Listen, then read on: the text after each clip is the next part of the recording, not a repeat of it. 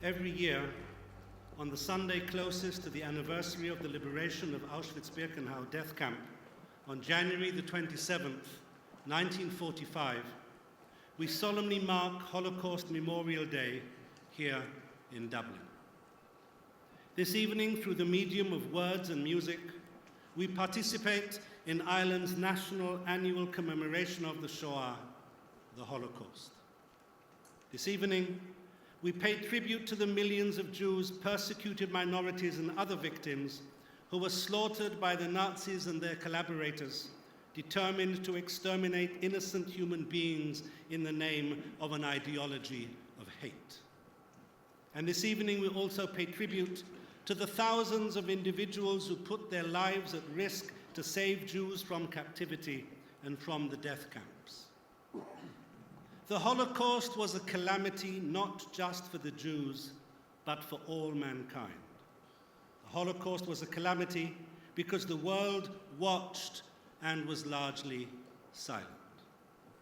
Auschwitz survivor Primo Levi said that if the Holocaust had gone on much longer, we would have to have invented a whole new language to describe the forms of awfulness to which human behavior can sink. Zoltan Zinkolis thinks he was about 4 years old when he was found at the end of the war in the Bergen-Belsen concentration camp by Dr. Bob Collis, who eventually brought him to Ireland and raised him in his own home. I invite Zoltan to give his reading.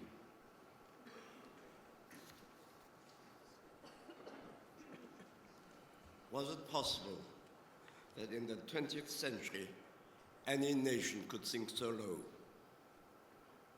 A people who were world-renowned for their great humanists, their foremost thinkers and philosophers. My family was destroyed in the Holocaust, and only I, along with my sister Edith, survived. We were rescued in Bergen-Belsen by Dr. Bob Collis, who brought us back to Ireland and reared us as members of his own family. We live in Ireland now, but there are occasions such as birthdays, weddings, even funerals, and there is no one to represent my side of the family.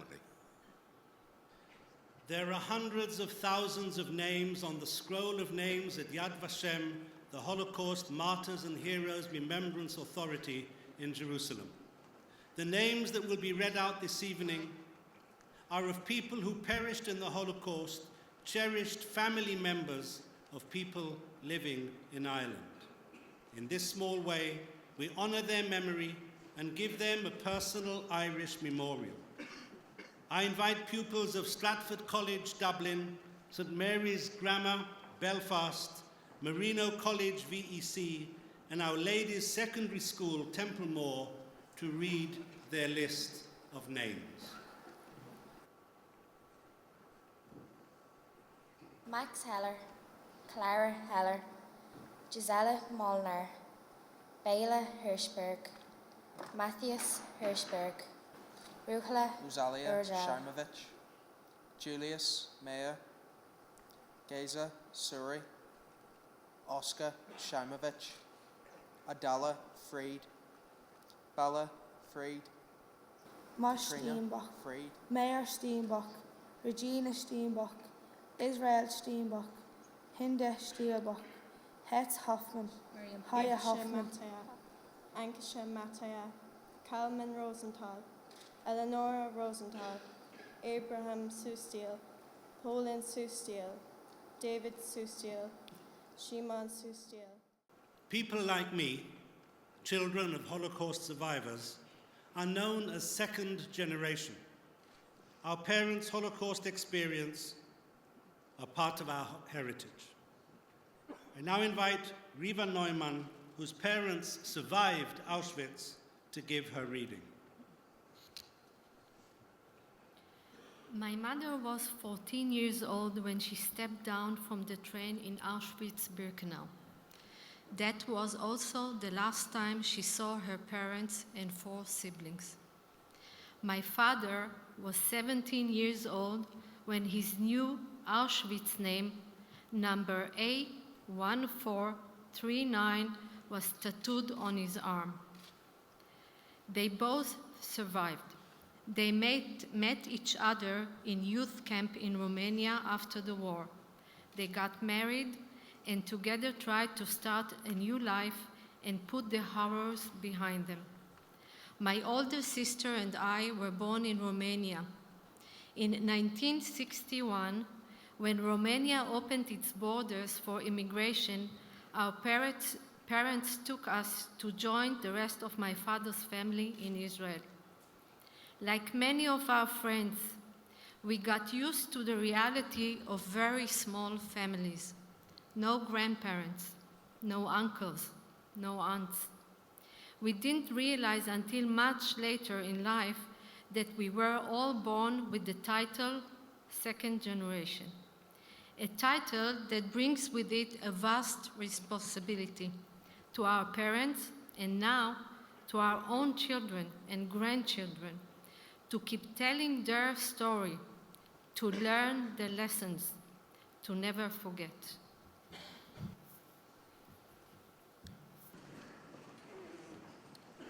It is traditional at Holocaust memorial events to light 6 candles in memory of the 6 million Jewish victims of the Shoah. Ever since we inaugurated Holocaust Memorial Day in Dublin 9 years ago, we have also lit candles in memory of all of the other victims of the Holocaust. The first candles are dedicated to the memory of people with disabilities and disabling conditions who were murdered, starved to death, and forcibly sterilized by doctors and other willing helpers. I call upon Deirdre Spain, Inclusion Ireland, and Jean Lambert, former member of National Disability Authority, to light their candles. We will always remember.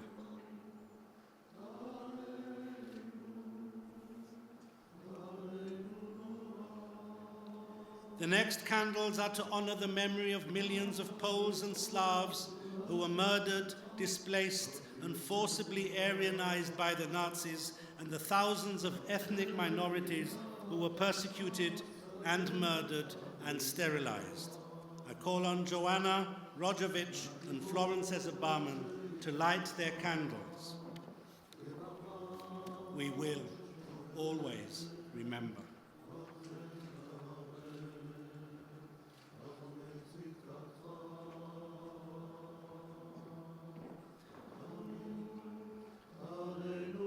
The final 6 candles are dedicated to the memory of the 6 million Jews, including 1.5 million infants and children who were annihilated in the Holocaust by the Nazis and their collaborators.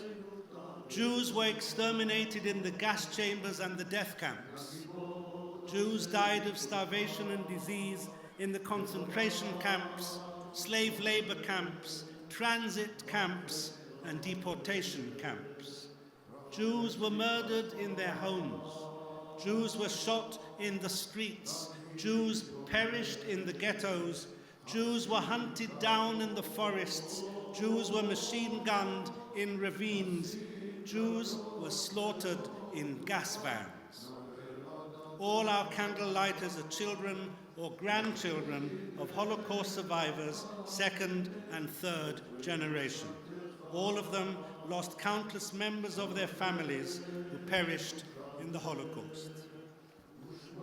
I call upon Joe Katz, whose mother Frida survived Auschwitz, Charlotte Kaplan, whose father Raphael Urbach survived Buchenwald and Theresienstadt, David Phillips, whose father Jeffrey escaped to England on the Kindertransports, Nicola Zinn Collis, whose father Zoltan survived Bergen-Belsen concentration camp, Motti Neumann, whose parents Avraham Yekutiel Neumann and Shendel Golda Yaffa Steinbock survived camps in Siberia and the massacre in Bronica Forest, and Nurit Tinari Modai, wife of Israel's ambassador to Ireland, whose grandparents, 16-year-old aunt and many other family members were murdered in the Holocaust, to light their candles.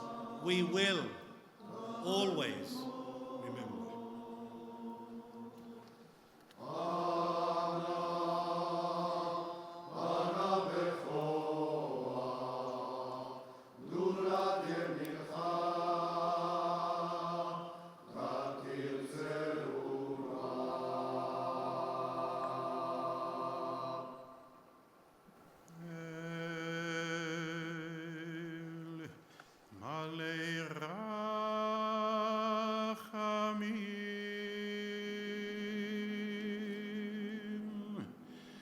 Shochein b'meromim,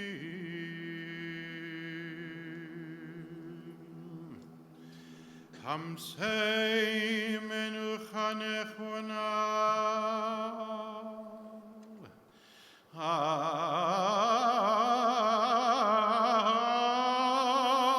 kanefei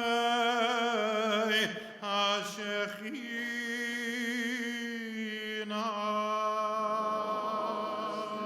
That we call the Holocaust saw many markers of human progress become tools of human depravity. We saw science that can heal used to kill. We saw education that can enlighten used to rationalize away basic moral impulses. We saw the bureaucracy that sustains modern life used as the machinery of mass death. We saw how easily civilized society slipped into deliberate, cynical, and brutal genocide. Ladies and gentlemen, as our annual Holocaust Memorial Day event draws to a close, it is incumbent on every one of us here this evening, Jew, Christian, Muslim, Buddhist, Hindu, humanist, believer, black, white, from whatever ethnic, cultural, and political persuasion, to rededicate ourselves to truly eradicating intolerance from our midst. We must rededicate ourselves to drowning out the voices who insist the Holocaust never happened.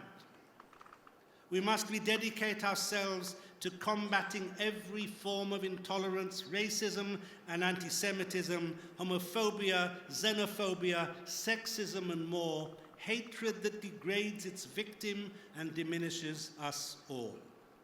We must rededicate ourselves to preventing the memory of the Holocaust being cynically distorted by a vicious campaign to deny Jews and the Jewish state both their past and their future. We owe it to all of the victims never to forget. We owe it to the survivors never to forget. And we owe it to ourselves never to forget. Ladies and gentlemen, thank you for joining us in this evening of solemn commemoration.